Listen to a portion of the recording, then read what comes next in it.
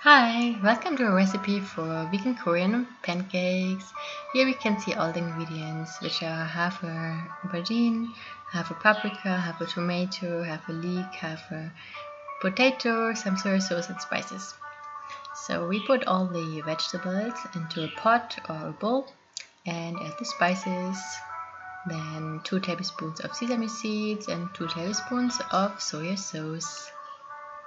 Half a cup of flour and half a cup of water. We mix it all together and then we can already put some vegetable fat in a frying pan and start to fry the Korean pancakes from both sides until they're a little brown.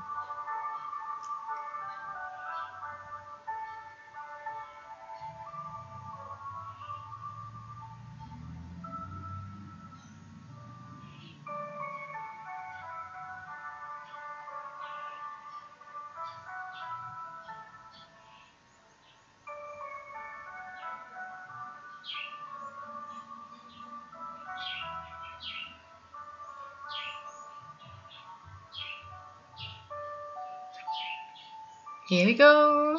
Enjoy. Thank you for watching.